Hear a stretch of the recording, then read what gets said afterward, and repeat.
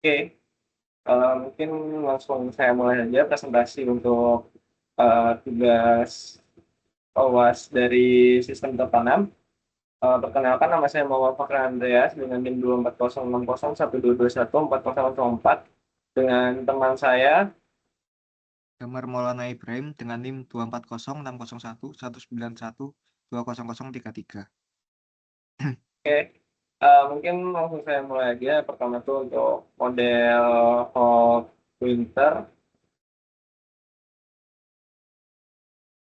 Oke, di sini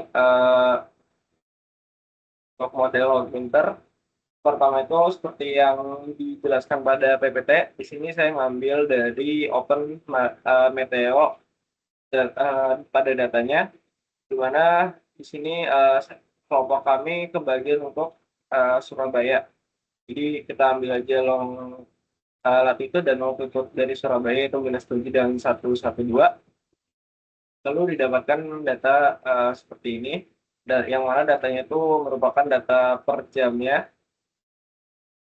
Terus setelah kita mengambil datanya atau udah mengumpulkan datanya, kita langsung ke pre-processing-nya. Pertama itu ada di data cleaning.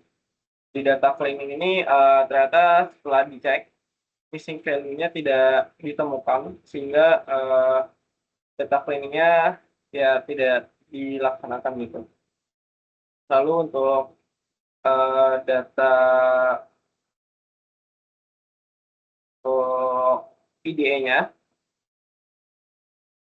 untuk PDA-nya sendiri bisa dilihat di sini ada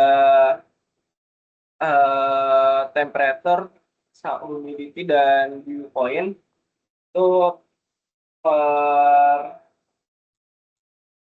tahunnya memiliki pola. Jadi dia memiliki seasonal ya, data ini bisa dibilang seasonal karena bisa dilihat di sini pada Januari itu dia akan cenderung stagnan sampai ke bulan 7. Lalu pada bulan 7 dia akan mulai sedikit berkurang, dan lalu dia akan naik lagi pada akhir tahunnya. Dan begitu juga di tahun 2025, di sini dia akan berkurang lalu naik lagi. Oh ya, mohon maaf sebelumnya, untuk data yang diambil itu juga merupakan data eh, 3 tahun ya, selama 3 tahun, yaitu dari 2023 bulan 12 tanggal 6 hingga 2025 bulan 12 tanggal 6. Dan ini juga terjadi juga di humidity ya, yang memiliki pola seperti ini, dan dew point juga relatif mengikuti pola yang mirip dengan humidity. Lalu untuk split data trend validation dan tesnya, untuk data yang digunakan itu ada 70% sebagai trennya, lalu validasinya itu 15%, dan size-nya itu tesnya itu ada 15%. Nah, ini bisa dilihat di sini dia 70, 15, dan 15. Lalu untuk model hot winter di sini, ini pada modelnya bisa dilihat di sini dia MAE-nya tuh 1,4428, RMSE-nya tuh 1,8344, dan MAPE-nya tuh sekitar 4,84%.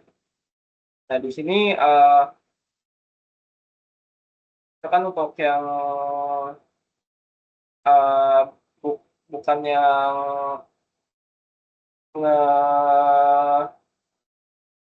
prediksi 24 jam berikutnya. Nah, untuk yang prediksi 24 jam berikutnya itu saya juga menggunakan beberapa perbandingan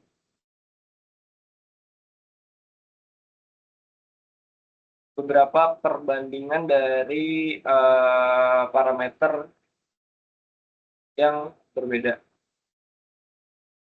Nah, ini dia. Jadi saya untuk memprediksi 24 jam berikutnya itu saya menggunakan beberapa parameter yang berbeda. Pertama itu ada @mul, ada @, ada mul. Nah, di sini bisa dilihat ya, Edmol itu yang paling baik di sini. Sehingga kita menggunakan Edmol sebagai model terbaik dalam prediksi 24 jam berikutnya. Di mana di sini MAPE-nya itu sekitar 4%, 4,49. Lalu pada summary-nya,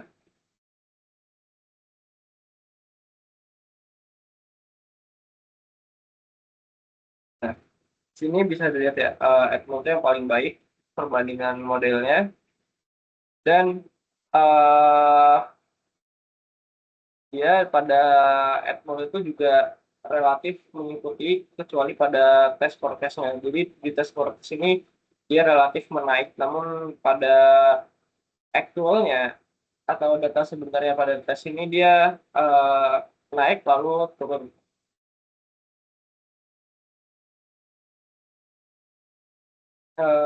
Lalu ini untuk statistik lengkap validasi dengan tesnya. Di sini ya kita mungkin lihat aja MAPE pada validasi itu dia memiliki MAPE yang lebih sedikit dibanding tes, karena ya pada tadi kan seperti yang tadi di sini itu kan yang di tes itu berbeda gitu ya itu trennya, di mana pada forecast itu menaik namun pada actualnya itu dia menurun. Makanya kenapa di sini dia memiliki nilai yang lebih kecil pada MAPE-nya di validasi dibanding yang tes. Lalu untuk hasil forecast 24 jamnya ini bisa dilihat di sini. Ini untuk forecast dari tanggal 7 ke 8 ya, di mana kan terakhir tuh dari tanggal 6. Jadi di sini dia eh, relatif memiliki seasonal ya pada perharinya. Mungkin itu saja dari yang hot winter. Mungkin bisa dilanjut dengan Mas Damar.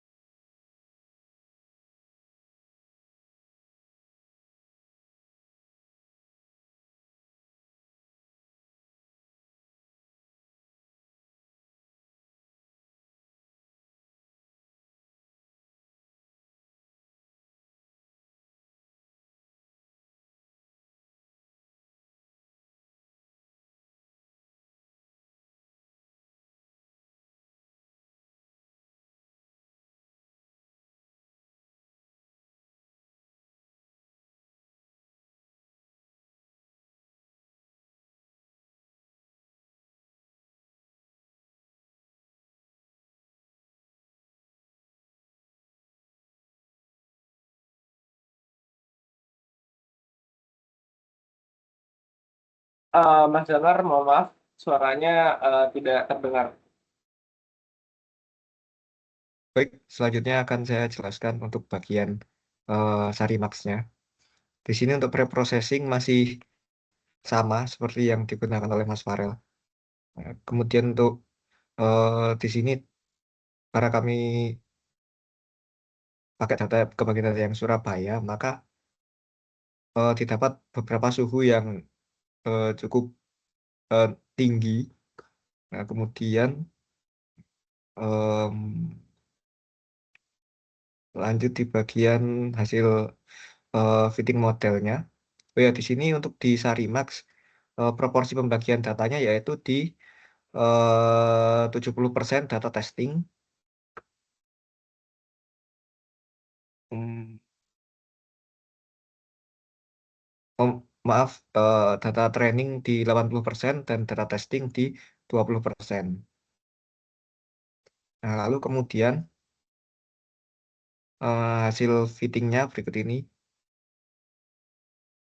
di mana di sini kita dapatkan seperti relative humidity-nya, kemudian dew point, kemudian wind point, dan kita dapatkan beberapa variabel dari coefficient, standar error, lalu variabel yang lainnya.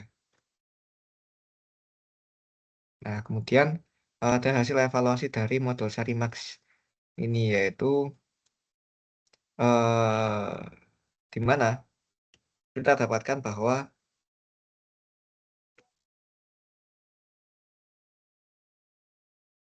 eh, data cukup menurun, kemudian sempat menaik juga, dan antara aktual dan prediksinya itu relatif sama untuk di Sarimax-nya. Dan kita dapatkan RMS-E-nya di 8,13 derajat Celcius, lalu MAE-nya di 7,01 derajat Celcius. Kemudian ini masih di perbandingan suhu data, suhu suhu suhu prediksi dan suhu dari data prediksi dan data aktualnya. Lalu di sini ada summary-nya, yaitu di mana kita bisa melihat standar residual, kemudian histogram, kemudian data normal square-nya, kemudian korelogramnya.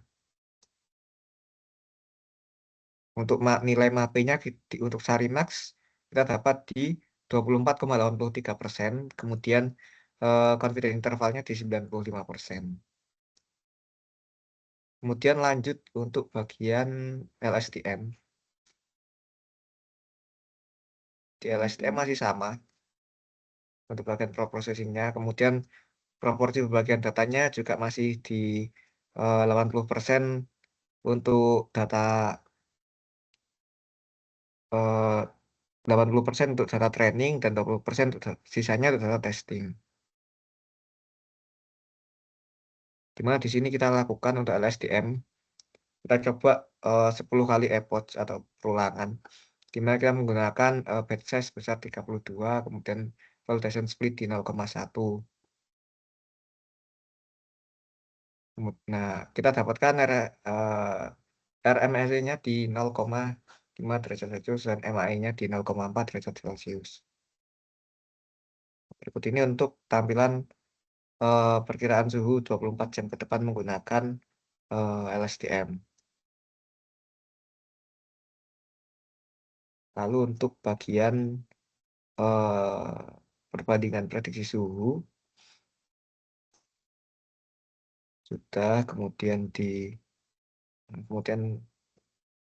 oh ya, nilai loss-nya yang semakin menurun karena banyaknya epoch, yaitu di epoch ke-8 ke atas itu mulai nilai loss-nya mulai menurun, baik untuk data training maupun data validation-nya. Kemudian ini sama seperti tadi, dan kita dapatkan nilai MAP untuk LSTM di 1,55%.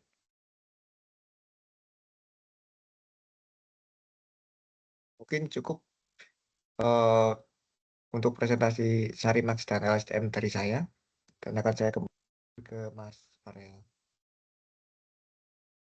Oke, terima kasih untuk Mas Damar ya.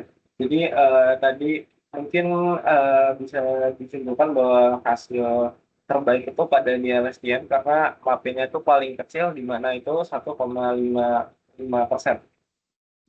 Mungkin cukup sekian yang bisa kami presentasikan untuk kerannya, mohon maaf.